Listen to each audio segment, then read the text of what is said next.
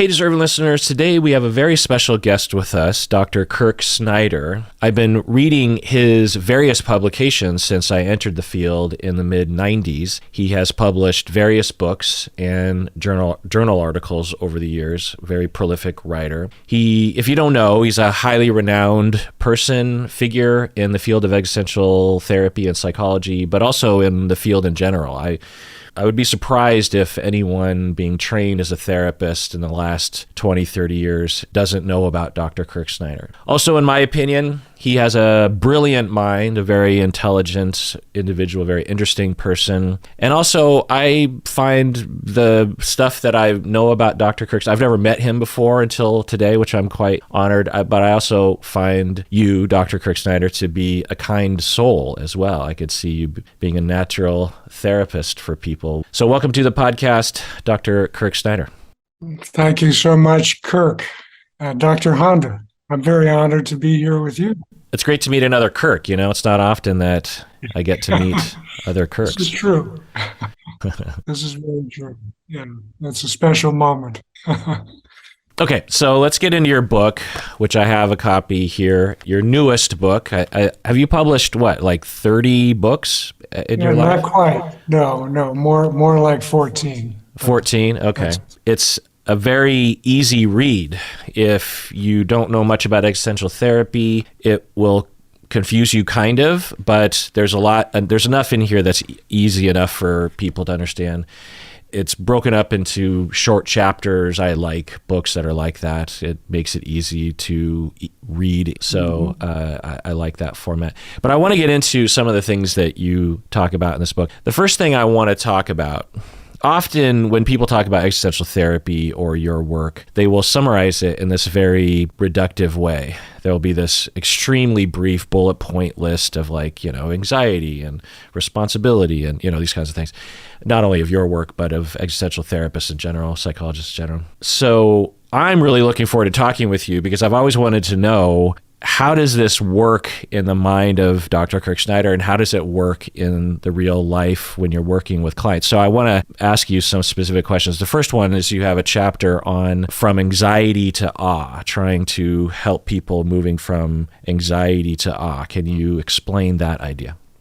Well, it has a lot to do with my own journey with anxiety, but also those I've observed in clients and just other folks out there. Well, anxiety, as I understand it, is really fear of the unknown.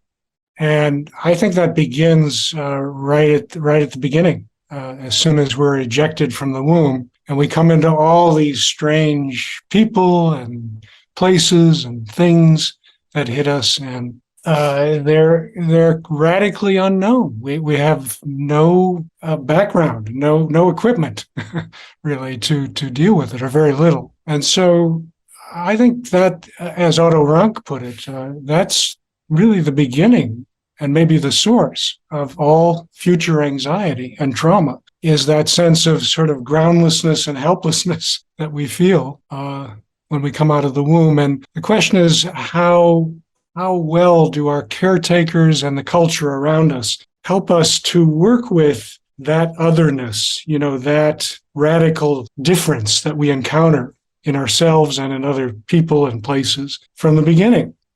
Do they come at it with a great deal of fear and trepidation themselves, which can just add to our own fears of that which is other and different?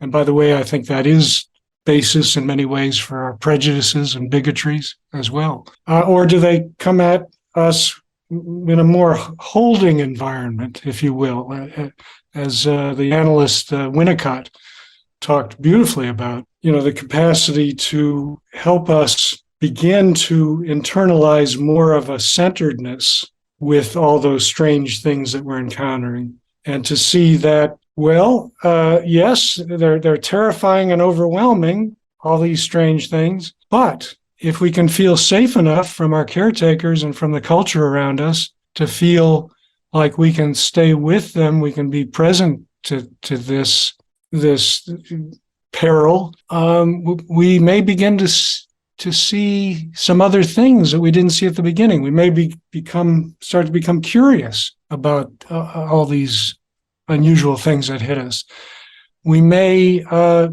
start to be intrigued because we feel safe enough to pause, to look over, the parent who catches us, when we're coming right out of the womb and from wherever we're coming from cosmically.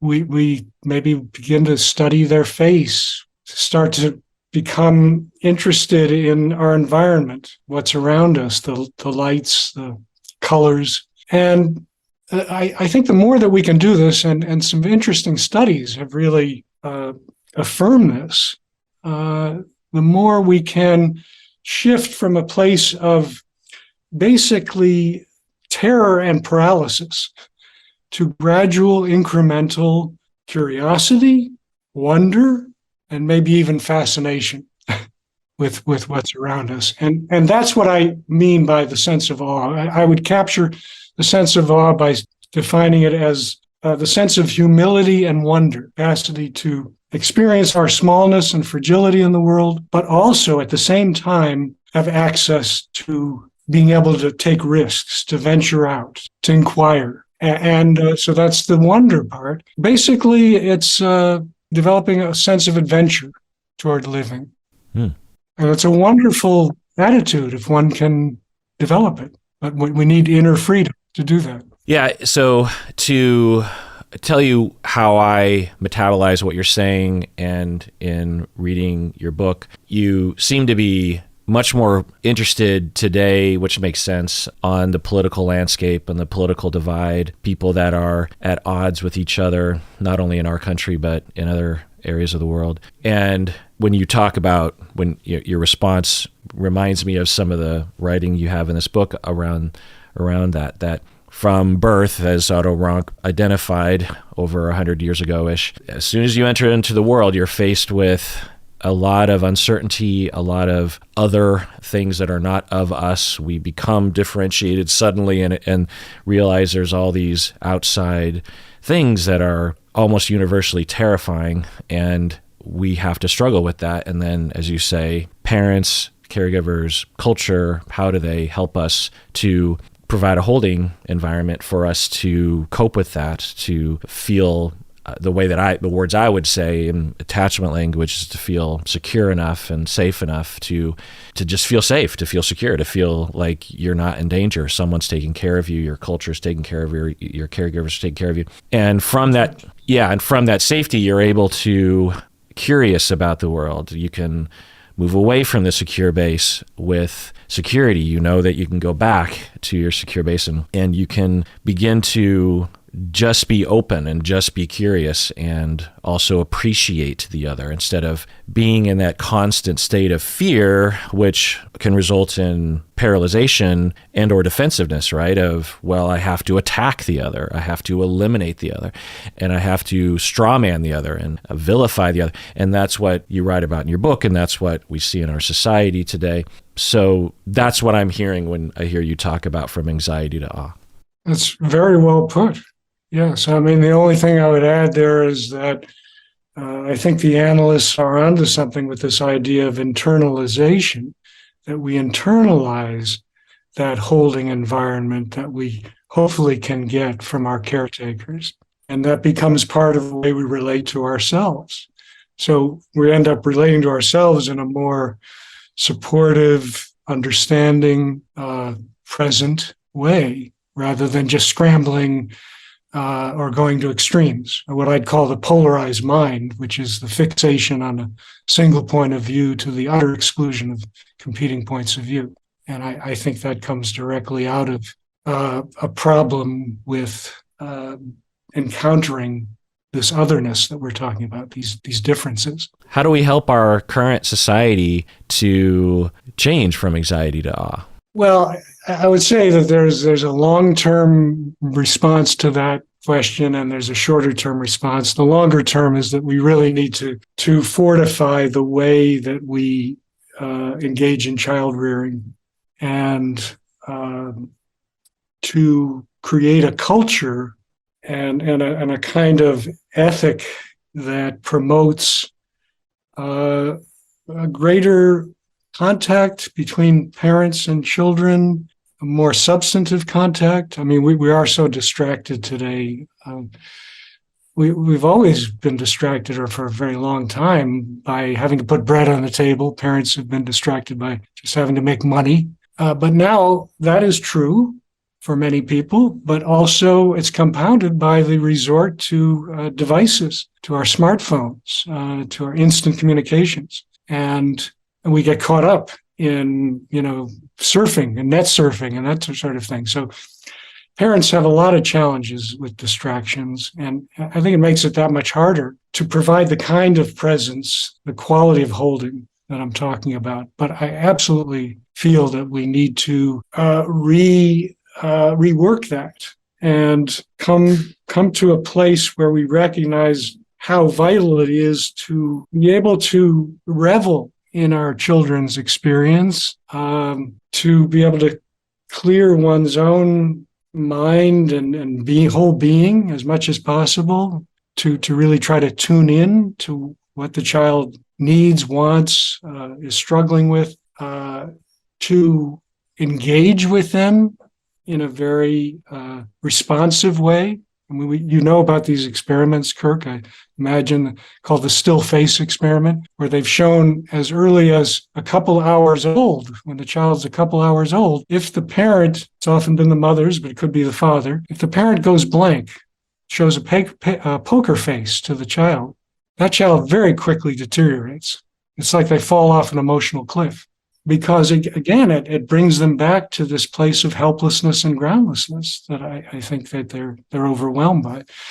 So if that child rearing can really value and see the necessity of being more present to the child, of engaging in conversation with the child, helping the child to, as the child is able to understand and unpack, what they're struggling with, or what they're struck by, what they're delighted by. The parent can be responsive and mirroring for the child about those things. I think that's all to the good in terms of helping to shift our culture more toward a present-centered way of being with each other and less fear-based. Hopefully that would mean less prejudice, bigotry, and capacity to be with the otherness in ourselves, because we also, as we grow, we find out all kinds of things that are strange and new to ourselves too. And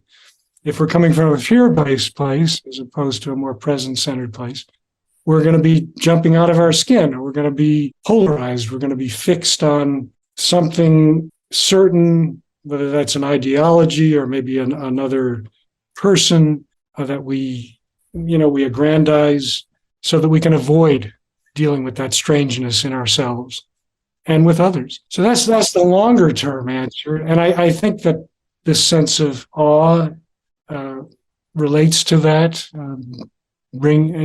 creating conditions where people can feel humility, their smallness, their vulnerability, as well as their boldness and capacity to venture out. Not only in child rearing, but hopefully more and more in the work setting, that we can provide conditions for workers to explore, let's say, the meaning and purpose of their work, and how that can be a place where they can be more fully present to their work and to their communities as well. In our spiritual and religious places as well, this can be brought in. And I think in our governmental and deliberative settings, and we can get to that in a moment. I've been a part of this conflict mediation group, Braver Angels, but now I'm focused more on partly an offshoot of that I call the experiential democracy dialogue, where I bring people together of contrasting backgrounds for humanizing conversations. So I think this could be brought into a deliberative setting as well.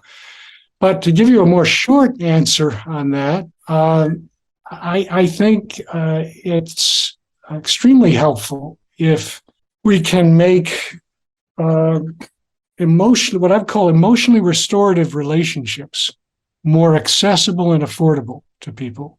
I'm talking about mentorships, mentoring for kids in school, and also potential for longer-term, in-depth psychotherapy, especially for our youth in underserved areas, especially. I think we need something on the equivalent of a Peace Corps or a Works Progress Administration program to bring mental health professionals together, rally us to provide more of these kinds of emotionally restorative relationships, make them available, not impose them on people, make them available in communities and in more private settings, with families or especially youth who are struggling, because it's very hard for parents. That's part of it, and very hard in our quick fixed instant result culture to provide that.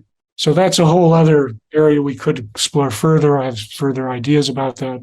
I called for a national core of psychologists or a national core of mental health professionals to provide this kind of service, partly through volunteering a fraction of their week, let's say, to providing such services, and also government funding and private funding.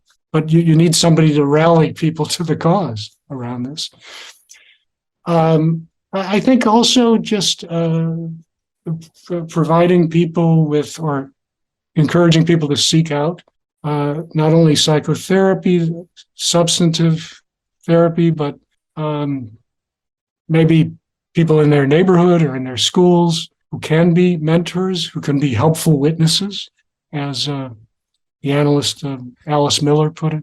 These people can be extremely important in helping to hold the difficulties that one is experiencing and being models for them for a more deliberative way to live, a more open and enriching way to live. Meditation could also be helpful, but people do need to do some work on this. I have some issues with the popular press at times, some of these self-help books that, promise the moon right away. And I just think that something like the sense of awe toward living is a lifetime cultivation, and we got to step up as individuals in seeking it out and realizing the importance of it. Mm-hmm. Yeah.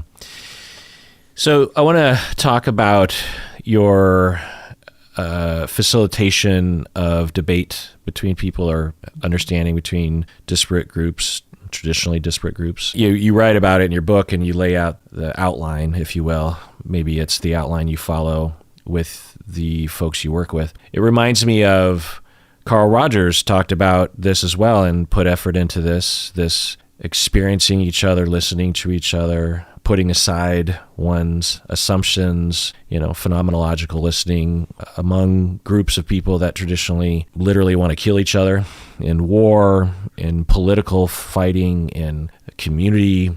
You're actually doing that work. I didn't know. From your book, it sounded like you were providing a prescription for that, a guideline, but you're actually doing that work. What is that like when you actually bring these groups together? Well, I've been working on this for the last several years. It really depends on the group. Mainly, I've been working with mental health professionals who are struggling with the polarization in the country, ideological polarization, political polarization of their patients often, and how they're having conflicts with them around this. So just a common would be a liberal clinician working with a conservative client. Exactly. And I have a 6-phase format, experiential democracy dialogue, where I take the therapist through the steps with a partner who is either genuinely, let's say, conservative, if the therapist is highly liberal, or attempts to embody how a conservative would respond, and in particular, how that therapist patient is likely to respond. So that it takes some education by the therapist about the patient and the background of the patient, so that the partner can emulate them as much as possible. So are you saying that in these trainings or these meetings, you work with clinicians, the patients aren't there, the clients are not there, and there will be a role play played by a partner that will volunteer and say, I'll play your conservative client. And then you're trying to help the clinician to step into a place of awe as opposed to anxiety. Yeah, well, I mean, to move toward a place of awe, let's put it that way, in place of the anxiety and the panic that often, initially arises. But I've also worked with people in the community more generally. I did a facilitation that's on YouTube between a African American activist and a white police officer, using basically this format, a different version. This is from a number of years ago. I've worked with genuine liberals and conservatives, some from the Braver Angels group. They work with liberals and conservatives in living room style dialogues. So I've applied this model to various settings. But the basic point is that trying to help people to move from the position of, again, this rigid, polarized stance, which is usually filled with stereotypes about the other, whether that's a liberal other or a conservative other or a racial other, etc., to a place of greater curiosity, openness, basically a place of greater understanding, a greater ability to learn about and understand the other versus come at the other with one's own knee-jerk reactions and stereotypes. So the approach, as I said, was 6 phases. I bring a lot of my own existential depth psychology background to it. I think that's where I'm a little more focused than the Braver Angels folks. There's a lot of crossover and similarity. But for example, before we even begin any dialogue about a particular issue, I invite the partners to visualize what it might be like just to sit with that person, knowing about their stance, and what kind of thoughts, feelings, especially feelings, body sensations, images come up for you, maybe scenes come up for you from your past, as you just sit with that person. And you just take a couple of minutes to kind of immerse in that and see if you can watch it like you'd watch something floating down a river, rather than fixating on any one thing that comes up. See if you can watch it like a movie or a river and acknowledge, okay, this is here, and oh, that reaction's there, and that's there, and note all this that is bubbling up in you as you're sitting with this, radically other person, quote unquote. And then I invite them to take a couple of minutes to, again, this is done in silence, and they could close their eyes, however they feel comfortable doing this. And I invite them to take some time to see if they can clear a space for the human being that's before them, meaning a real person with a real story and real wounds and real struggles. And see if you can see that in the person, in their face, in their way of being, in what you might surmise about this person having had a life, and also honoring, to the degree you can, honor the fact, if you don't honor anything else about the person, honor the fact that they're willing to sit here and be present with you and engage. So that's the beginning. I suggest that they take some time to really take that in, take the whole phase in. And then again, before we even start in with issues, I will invite the partners to talk about what it was like for them to grow up, especially in regard to the issue at hand, whether that has to do with, politics or culture or religion or race. Before they even get to, again, talking about it, how did their family system treat any of these hot button issues? What culture did they grow up in regard to these issues? And have them elaborate that to each other. They both take turns doing that for, I think, about 5 minutes each. So again, they're learning about and attempting to understand the other versus imposing their view or having answers for the other. I should mention that all of this is preceded by a very strong emphasis on adhering to the ground rules. We found that vital. I think conflict mediation folks who deal especially with political and cultural contrasts have learned over the years that you really got to have some guardrails with these kind of conversations because they can deteriorate so fast. Just like I was talking about with the still face experiments with kids, because we have that primal terror in us about that other, how scary that is. So the guardrails, we provide that at the beginning before any of the phases, and they have a lot to do with, first of all, doing everything you can to encounter the other from a place of curiosity, openness, and respect. Respect, if only for the fact that they're willing to engage with you. That's an important beginning. But that curiosity, see if you can come from a place of genuine curiosity. I've been filled with stereotypes most of my life, and now here's a chance to really find out much more about, where is this person coming from? I don't get it. I really want to try to get it. And then there's the points about, don't try to make I statements versus accusations toward the other as you get into the dialogue. Don't impose your views on the other, avoid devaluing the other, etc. And even non-verbally, we recommend, avoiding rolling of the eyes, or the facial expressions that can convey contempt. Again, being as mindful as you can entering in. So that's important. So it is often helpful to have a third person there facilitating or mediating.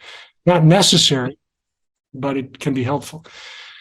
So anyway, I covered the first two phases. The third is where you actually take a stance, and each partner has 5 minutes to elaborate on, without interruption, on their particular perspective on culture or politics, etc., so that the other can absorb it more. And then the other person takes a few moments to check in, basically to reflect back what they heard as mindfully and heartfully as possible. And this is a chance for greater empathy also. See if you can get in the shoes of that other person and reflect back. This is what I heard you saying and you struggling with, and etc.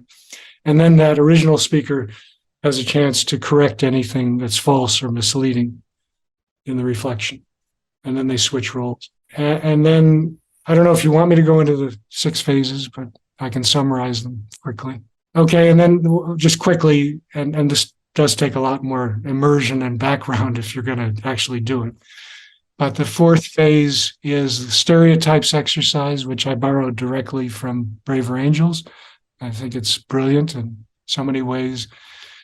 But it's basically about the speaking partner identifying the stereotypes against them, like how people who are negative toward them stereotype them, and lay that out for the witnessing partner. I'm seen this way, that way, and this way.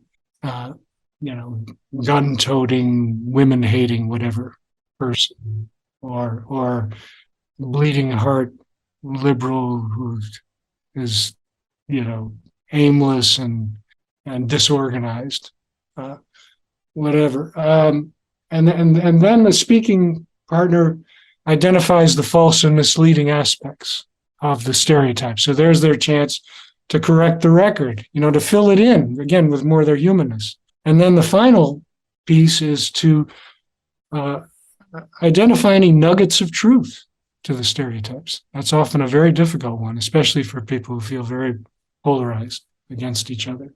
But it can be extremely helpful as a potential bridge building step with the partner, because it is humbling oneself and often, getting oneself off that high platform of self-righteousness and acknowledging, there's some flaws in my way of thinking.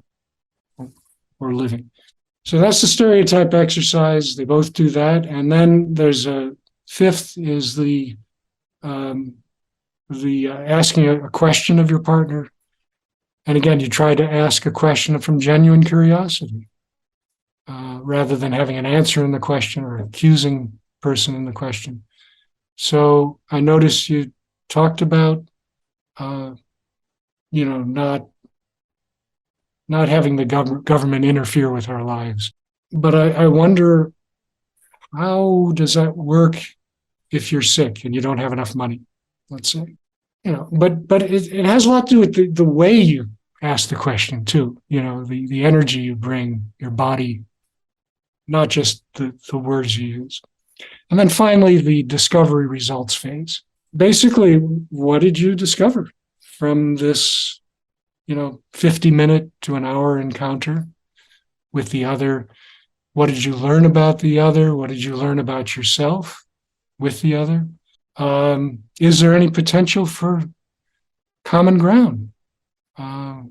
Or maybe even some mutual project or engagement? And to tell you frankly, Kirk, I mean, what I find in these dialogues, and I found this with Braver Angels as well, is that people don't necessarily, in fact, they often don't end up agreeing ideologically per se with each other.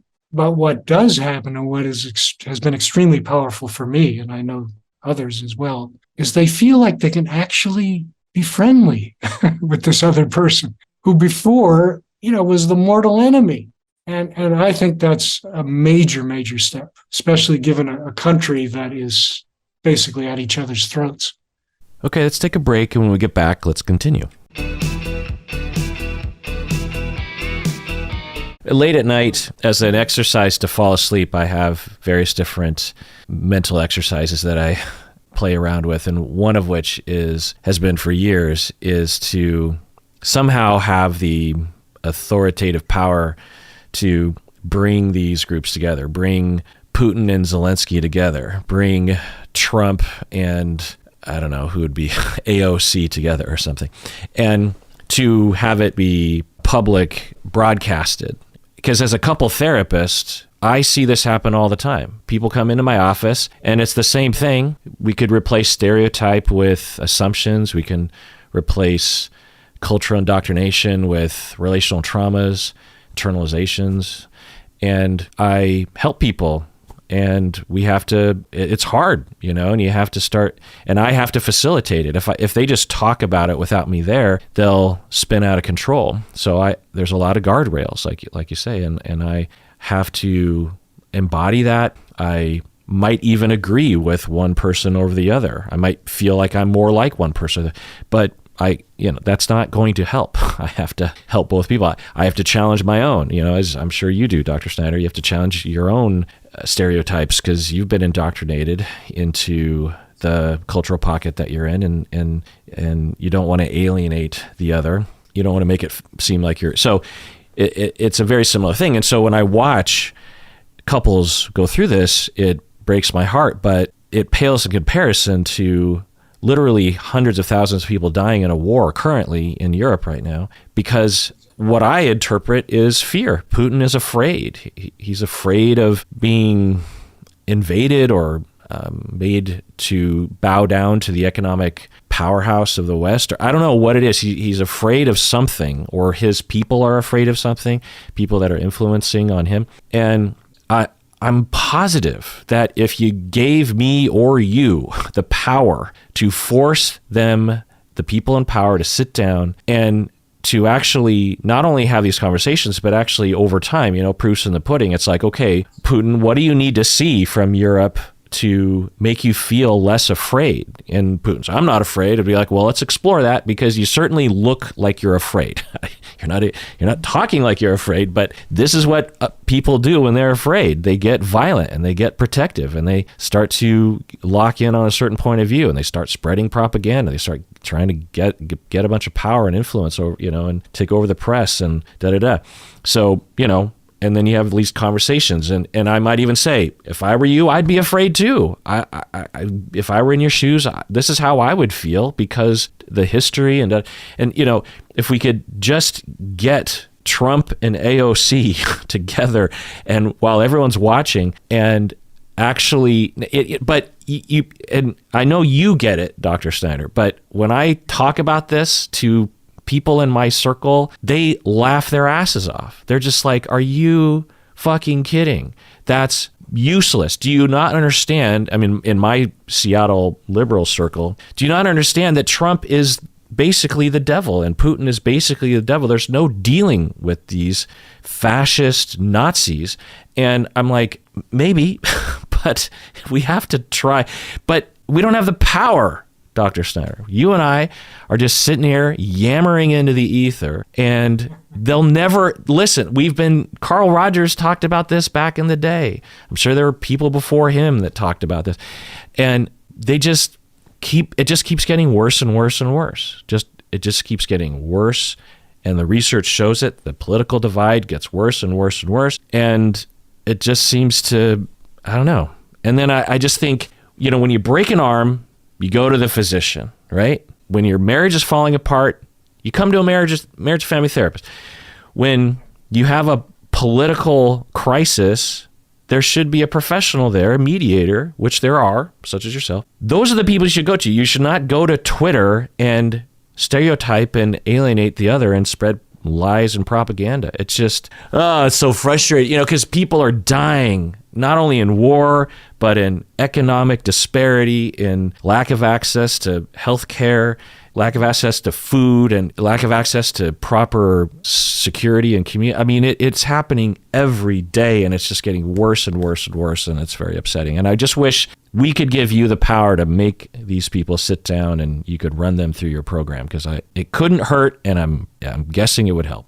I'm with all of what you're saying, and I share the frustration. I don't know about the idea of forcing people together, but certainly this would be my ideal. It would be to light the fire of a couple of really well-known leaders on very different sides of an issue, let's say political or cultural leaders, to model for us these kinds of dialogues. Wouldn't that be amazing? Do you ever see that in governmental or even diplomatic circles? I mean, we had something of that, Jimmy Carter and Sadat and Begin, the Egyptian and Israeli leader. And, a lot of what broke their very long loggerheads, they were together. I think Carter did basically lock them in a room with him for days. But what began to break the ice was something very human, when I think it was Carter took out a photograph of his family, and they all started appreciating or admiring, the babies, the kids, and it led into some discussion. I mean, it sounds a little Pollyannish. No, I don't think it's Pollyannish. I think it's humans normally have compassion. They want to work things out. They don't want to kill. They don't want to cause harm fundamentally. But when you attack, they will get scared and attack back. And it just goes back and forth. And then the dehumanization begins, and we get what we get. Yeah. And something shifts. I think you'll agree with this, is that something shifts when it's face to face. When, especially the one-on-one, I find particularly disarming often, if the people are willing enough to do that. But because you're just learning about so many more sides of what you thought was just one dimension. And yes, this is true with liberals as much as conservatives often. I think liberals, and I would side more with that ideology, maybe pride ourselves on being more open-minded, and there have been studies that support that generally. But in so many cases, the vicious cycle of polarization does not know party affiliation or ideology per se. And we've seen horrible wars and violence, left and right through the centuries. The bigger point is getting at the fear. How do we help people begin to work with their fears of each other and themselves? Because what's going on, what gets activated in the self is a big part of what happens in that interaction, as you well know, with the other. Mm-hmm. Yeah. I do need to, however, bring up the other side, which has been brought up to me in pretty stark ways through the years too, from people who feel extremely oppressed and abused, and often people of color feeling that way. That would be the last person in the world that they would want to sit with. It would be something like sitting with their abuser. It would be like the wife, perhaps, sitting with the wife beater, or vice versa, right? Or you're sitting with somebody who's voting directly against your interests, let's say in the community. So somebody, a white person of privilege, is voting for heavier police involvement in a certain part of the inner city. Well, many of those people in the inner city are viewing the police in a very different way. And if it's just all about law and order, quote unquote, and not really a community program or interaction, that's a horror. So I can understand,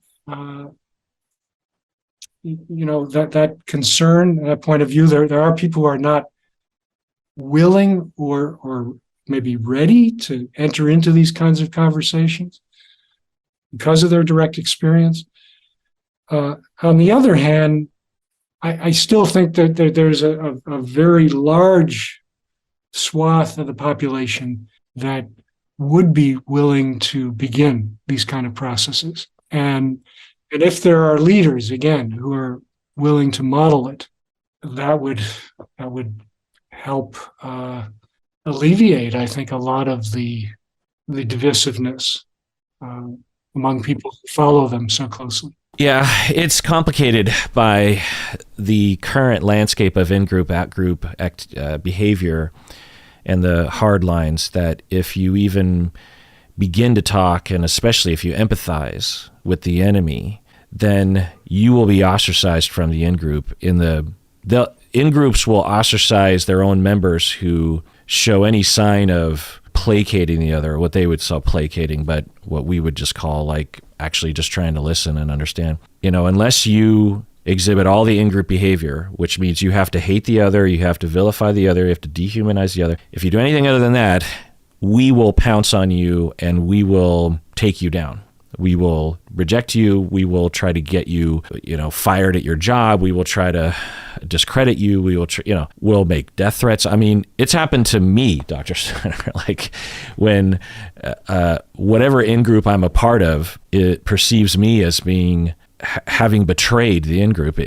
So to even engage in a conversation that involves any kind of empathy or compassion or listening, without instantly attacking them back and calling them a fascist is potentially against dogma within a certain in-group. And now my analysis is that behavior is because of the ongoing fighting, because of the fear, because of the hurt. It just piles up, and then eventually in-groups will just say, we're done with the out-group, and here are the rules, and anything other than this, we will not feel safe. I want to get to a couple of questions, though, because we're running out of time. And one of the questions that I had about, independent of your book, which is great, you're a clinician, right? You're still practicing San Francisco. Yeah.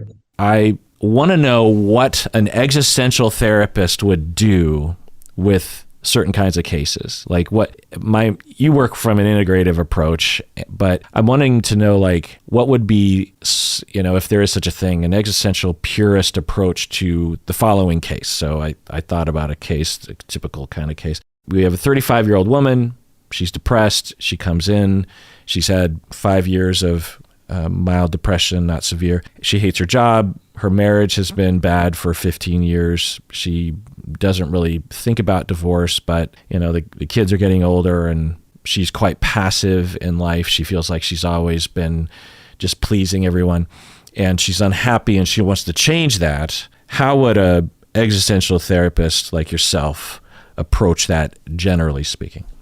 Well, first I'd want to build a relationship with her. So I'd want to find out more about who she is, how she's presently living.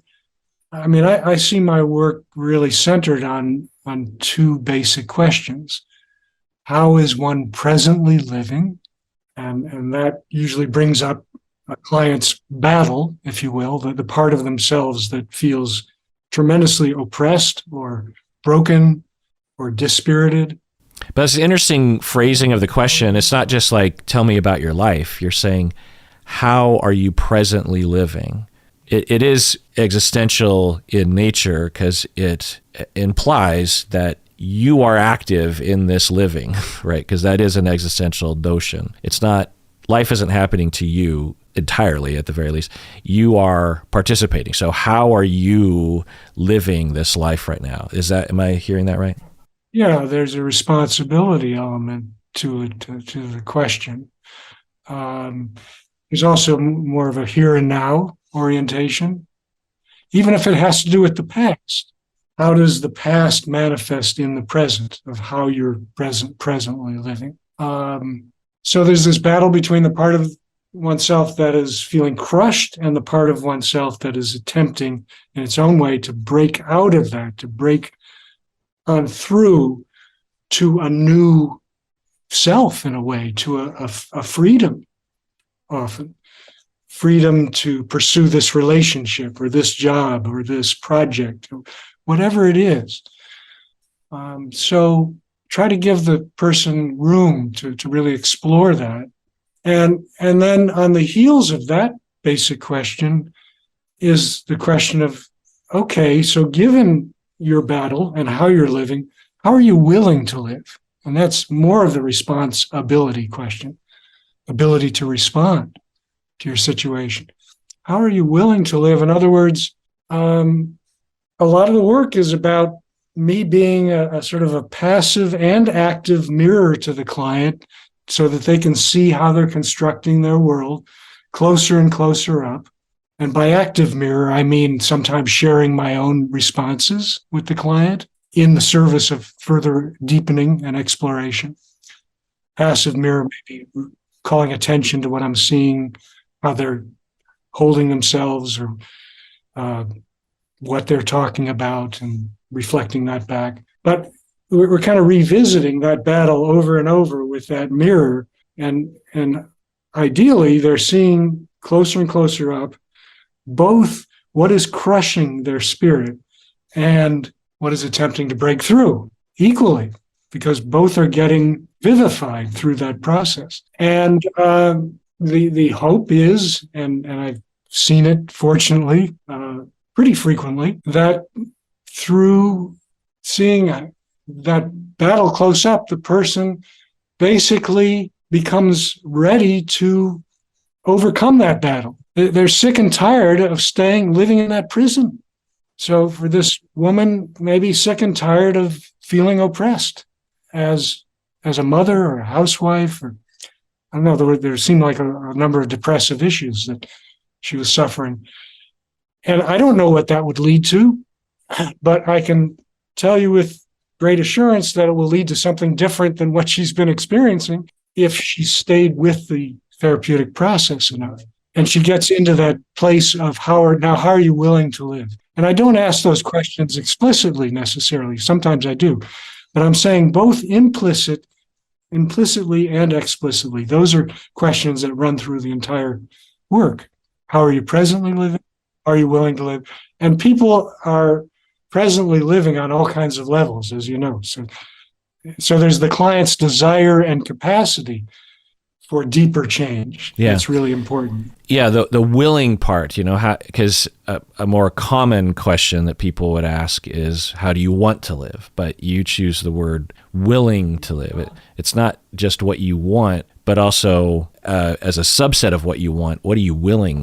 Because you might want something, but you're not willing to do it. And it implies, again, This is you. You could want something, but you might not be willing to do it. Or you might want something, but you might not recognize that you are the driver of that bus. Are you willing to do this? It really gets at that notion that, because people will say, I want a better life. And then you would do a follow-up question of just like, well, are you willing to do what it takes to get there? Are you willing to actually take action internally? Or how about if we agree to this goal for the next week? Yeah. Are you willing to try that out? Yeah.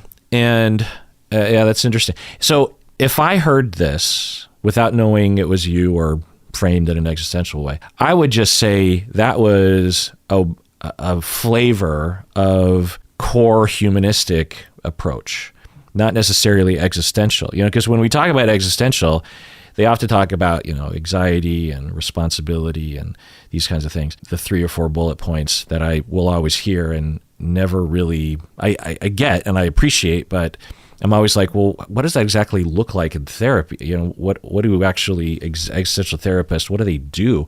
So hearing what you're saying, yeah, that's a very rich, person-centered, exploratory, validating, holding environment for a client to be able to really have someone listen, really have someone take the time to allow them to explore themselves without any judgment, without any expectations, and the individual with, little bits of influence around like, well, are you willing to do this? What do you want to do? And what are you willing to do? What are you actually going to take into action for yourself? Up to you, of course. Am I right about that? That it is what you're talking about is pretty core humanistic and not necessarily existential?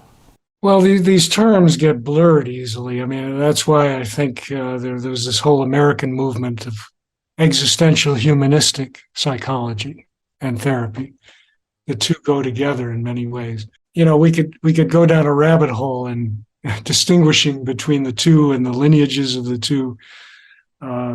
Traditionally, existential psychology has come out of European continental philosophy, existential philosophy, and was more philosophical in its tenor and more about philosophical exploration, whereas the humanistic folks, especially in America, brought more of a pragmatic and maybe also an optimistic, sort of can-do approach that people do have the potential to live with or acknowledge the gloom and doom that we all are under, some more than others, obviously, but also that there is a great room for possibility and for what Viktor Frankl calls tragic optimism, so that one can transcend that, feel like one is participating in something much greater than what one has identified with in the past. I think that's part of that American humanistic movement coming out of Maslow and Rogers. But the existential humanistic and the traditional existential psychological approaches really home in on doing their best to get to or get at the primal terror that we were talking about. To help a person to in some way come to terms with that sense of helplessness and groundlessness that they experience in their dysfunction. To face it rather than run away from it. That's right. And not just intellectually or not just change it behaviorally or through physiological means. Although I do believe as an integrative existential therapist that those can be helpful at different times with different people.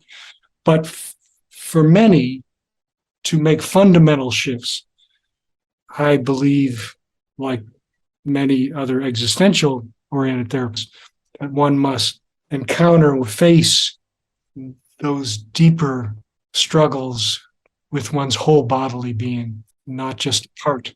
And that means often, staying present, maybe even in silence, in a kind of pregnant silence with the client as they stay present, especially to what they're feeling, what they're sensing in their bodies, what they're imaging.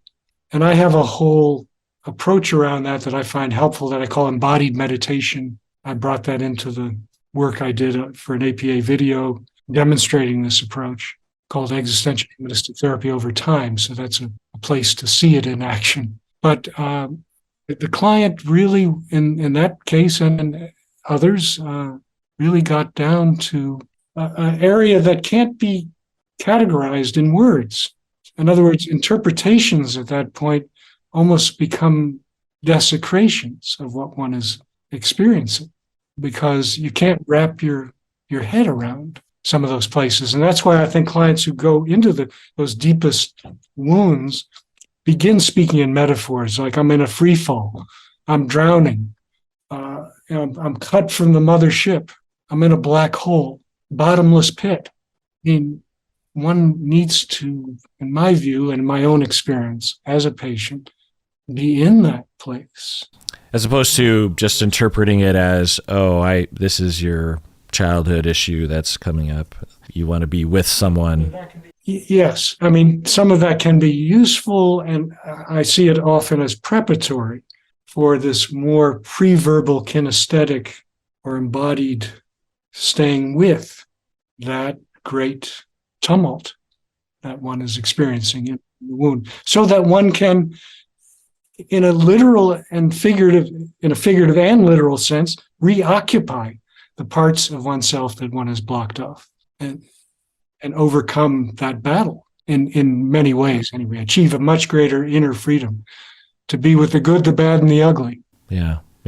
Well, let's take a short break, and when we get back, let's continue. So, since I was a teenager, and you write about it in your book as well for your own self, I have always been periodically and frequently aware of the transientness of my life and others' lives and of everything in life. And I don't know where that comes from. I don't have, you talk about how your brother died when you were young, and how I'm guessing that put transientness of life right front and center for you. For me, I didn't really have anything like that, so I don't know exactly what happened, but I've always been very much aware of it, and it comes, I guess, it's a long kind of broad issue, but it comes with it both good and bad. The bad is lying awake at night staring into the darkness with the utter abyss of the terror of, I hold out for the possibility of an afterlife, but I can't know that, obviously. And so there's a chance, I would say, some would say a pretty good chance, that once I'm dead, it's just like, that's it. That's the end of the line. And that is terrifying to me. And I don't understand how other people aren't terrified by it as much as I am. Or not terrified necessarily, but to me, it ends in just kind of disappointment. Like, this is how the universe works? That sucks. I don't want that for me. I don't want that for you. I don't want that for anyone. So it's really not great. On the plus side of acknowledging this, I acknowledge the limitation of life, and I live each day to its fullest. And I will not do things that I don't want to do, because I'm not going to waste my precious time doing stupid shit like going to a party I don't want to go to, or holding on to a job for 5 years longer than I should have, or being in a relationship longer than I should have, or something. I have always lived by that principle, and I think I've greatly benefited from it. So when I present this to people, even therapists at times, they will just say, death anxiety. And then they think of it like I'm claustrophobic, or I have this phobia of germs that's unreasonable. Like, I get it. You have death anxiety. Let's talk about how you can get rid of that. And I'm like, one, you can't get rid of it without, I don't know, like killing off part of your brain, I suppose. And two, I don't want to get rid of it because this is an important. Do you ever run into that? That is a great question and a great problem, probably the core problem for all of us. I try to take the approach of neither downplaying the specter of death nor foreclosing what that is. So you may notice in the book that I have a whole chapter where I call myself an enchanted agnostic, meaning that I don't know what happens after we die. I am horrified by it, and I have to acknowledge a bit of intrigue by that whole realm that's beyond the human as well. Now, I think both have their place. I'm right with you that I wouldn't want somebody to gloss it over with all kinds of kind of vanilla images. Being aware of the passing nature of time and life can be extremely poignant and concentrating of our time here and now. And I guess, as you mentioned, I've been acutely aware of that since I was a very small child and my brother died. I was about 2.5 and he was 7. And it was very much crushing in a lot of ways, but I did get the help and support eventually so that I could see other sides of my death terror, like realizing I gotta do it now. Time is passing. This will never happen again. Got to tap in. So it has helped to focus and concentrate my life, and probably added to my drive toward productivity. Fortunately, I enjoy most of it, so it's not a labor at all. But the other side of that is, I think that point of intrigue about it or curiosity is an important element. I'll just convey this one experience of death or death anxiety that has served as a model for me. Who knows what would happen when I'm actually in that place? But Ernest Becker, the great cultural anthropologist who wrote Denial of Death, I think is a biblical work in our field, all about death anxiety, was asked by Sam Keene, the editor of Psych Today, on his deathbed. Becker was only 49. He was dying of stomach cancer. You've studied death as much or more than anyone in our culture. And now that you're actually facing it, I wonder what you have to convey to our audience. And Becker said something like, well, I take solace in giving up when there's nothing left to the tremendous creative energies of the cosmos, to be used for purposes we don't know, and to be used for such purposes, even if it feels like we're misused, is the consolation somehow. I find that extremely brave and extremely rich, I guess, as an approach to one's own dying. I mean, he's not even entertaining death anxiety. He's right in it. He's going to die within a week of that interview. And it seems to me in that statement, he's saying, you got to grab into life, use it for all you can, giving up when there's nothing left, meaning encountering it, living it fully. And then when there's nothing left, giving oneself over to the tremendous creative energies of the cosmos to be used for purposes we don't know. And there's something, I don't know, awesome about that.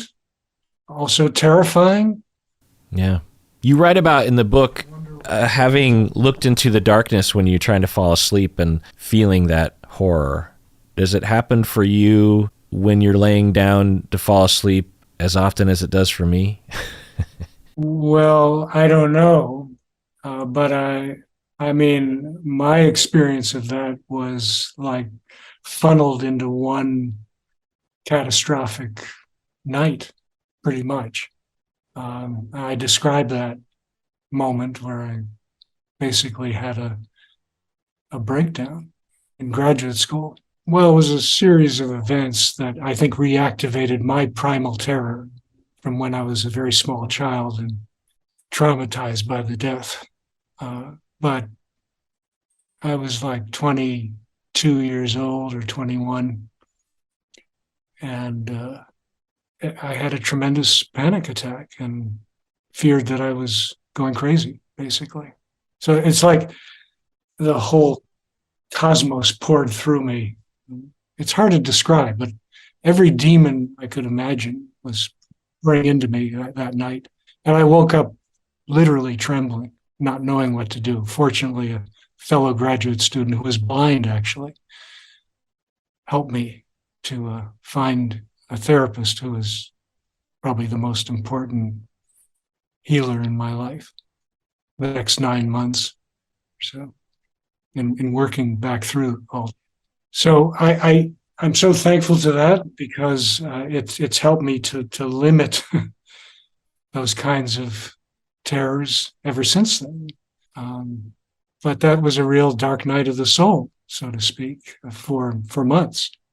And I don't know, we go through it in different ways, but you're not alone. I mean, yeah, for me, that's the most comforting thing that I've found. There was a real breakthrough for me 10 years ago when I read a phenomenological research paper on this death anxiety or death horror, as you put it. And there were all these descriptions from people who were similar minded, and hearing them go into detail and to see the research going into detail on the themes, it suddenly just felt like, oh, I'm not alone. And somehow it just felt, and I'd known other people would have it as well, and there would be brief descriptions, but when I read this paper 10 or 15 years ago, it really shifted for me a feeling of peace with it, essentially. The last question I have for you, Dr. Schneider, is I'm terrified of another thing, is that our field, and I don't know where our field is headed or where it's even headed, even in my time in this field over the past 25 plus years, but it seems to me that I wouldn't be surprised if in 25, 35 years in our field, humanistic psychology and existential psychology will be a thing of the past. It will be something that won't be talked about at the expense of CBT, which is great. Cognitive, I think you've talked about before. I watched an interview with you. You talked about how cognitive therapy is great, behavioral therapy is great. Same with me. You're integrative. I'm integrative. But there is this movement that has a variety of different factors that are contributing to it. And you write about a lot about the roboticization of our psyches, which my mentor, Dr. Philip Cushman, I don't know if you know of him and his writing. Phil. He was a good friend and a fellow graduate of Saybrook University. Oh, he's a good friend. Okay. I don't know if you know, but he recently died. No, I do, and I've got a sad place in my heart. Yeah, he was a fellow professor with me at Antioch. His office was right next to mine, and he was also my mentor at my doctorate program. And so anyway, wonderful, wonderful person. And he would often talk about this as well, that over time, the definition of the self is something that we have to hermeneutically examine. And I'm terrified of that. And I see it in my program that I teach in. I see it among colleagues. I see it in the rhetoric online. I'm terrified that existential therapy and humanistic existential therapy will just be reduced to these 4 bullet points. No one will really understand the depth and the meaning of these bullet points, the way it would be enacted in humanistic interaction, because it's hard to describe. You can describe CBT in a paragraph. You can't do that with humanistic psychology. And the way that insurance companies are paying and the way our society, I don't know. Are you scared like I am? I guess I'm asking if there's a way out of this fear for me. Well, I don't know. I mean, I feel like a cry in the wilderness, and you may as well. But I feel it's vital that we cry, that we make our voices known for the record. That's what I feel like a lot of my work is, for the record. Maybe somebody, some humanistically oriented person, philosophically oriented person will pick it up someday and say, hey, it's time to regroup here. There are riches that we're overlooking, that we're not even exposed to because of our device-driven world or our device-mediated world. And we're missing a lot in not having human-to-human contact. I'm recognizing the irony of us being a machine ourselves here, but at least we are talking about these things. We're trying to address them and shift them. But this is also why I really think that we need a systemic change. This is a whole socio-political problem. I mean, the quick fix, instant result model is our political, our social system. In many ways, the capitalist system that it drives us to get things done quickly, cheaply, as profit oriented as possible, which means as cheap as possible for many. So it's going to take a whole cultural change, a systemic change. And I think that's what a number of us are pressing on as well, with these ideas about, for example, experiential democracy dialogues and, reintroducing the importance of longer-term relational psychotherapy and making it affordable and accessible. These are ways of exposing people to potentially deeper ways of thinking and of living that can provide a richer or more enriching space for us all to live in, to relate to each other, to put into our work, our sense of purpose and meaning. Well, and actually addresses what people come in for therapy for. They want to feel better. They want to be less depressed. They want to be less anxious. They want to have better relationships. They want to have more meaning. That's really hard to do in 10 sessions of CBT. That's right. That's right. And my problem with CBT, like you were mentioning before, and other programmatic approaches, is not that they can't be helpful. I do think they can be helpful at times with particular people.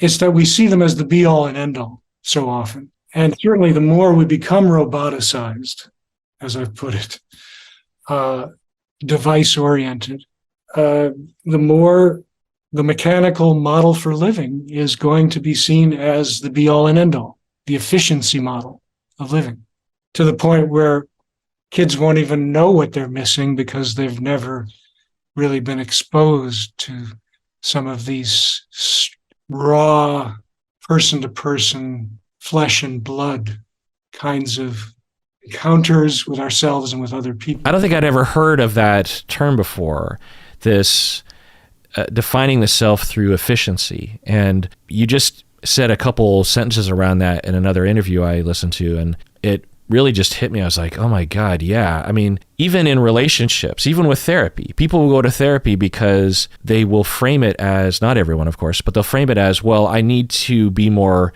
they won't use this phrasing, but they need to be more efficient in their emotions, or they need to be more efficient in their relationships. They need to get more done in the week. There's so much to get done, and they have to be able to cry well and effectively and get it out of the way. And then they have to have sex with their partner and get that out of the way effectively. How do I make it? I got to eat effectively. I've got to work effectively. I've got to parent effectively. And of course, effectively can mean a lot of different things, but I get that way myself, where I feel like every day I'm waking up and go, how can I be as productive as possible? Which is of course the capitalist model, and it's all just pumped into our heads by those who pull the strings of power, those that have all the money and the political power. And it is concerning to me, obviously. And so not only with all the things, but also with the therapy models that we as therapists within our culture, we're embedded in the culture. The therapy models that we will be attracted to and study and integrate into our work, and the kinds of things people come into therapy for, because, some come into therapy for all the wrong reasons. They want to be efficient with their emotions instead of just being a human being and being a healthy person with well-being and enriching and trying to make a positive difference in the world. And so what I'm hearing from you is you have almost resigned to, we've crested the hill in our field, that it's clear that we've moved away from humanistic psychology and existential. And so now you're at the point where you're just like, well, I just want it to be documented that I was saying something else. When and if someone in the future looks back and says, I think we made a mistake, I just want it to be on the record that I was screaming into the abyss, saying, "Let's not do this"? I'm not quite saying that it's over, that we've crested the hill. I'm saying that is my concern, my worry. I do see some places, some rays of light, if you will, within our field that are reopening to the depth perspective, the experiential perspective. My hope is that they don't get co-opted into the very kind of reductionist, mechanical mode that you were referring to. But I do think there is some hope because people are in great crisis and they are looking for deeper, more substantive ways to live a life that matters. I think that's our strongest argument right now. So everyone out there, buy Dr. Schneider's new book, Life Enhancing Anxiety, Key to a Sane World. So you can buy that on Amazon. It's a good read, very easy to read book and enriching, a lot of ideas in there. And everyone, please, out there, take care of yourself. Dr. Schneider, why should everyone take care of themselves? Well, to live with and make the best of the depth and mystery of existence.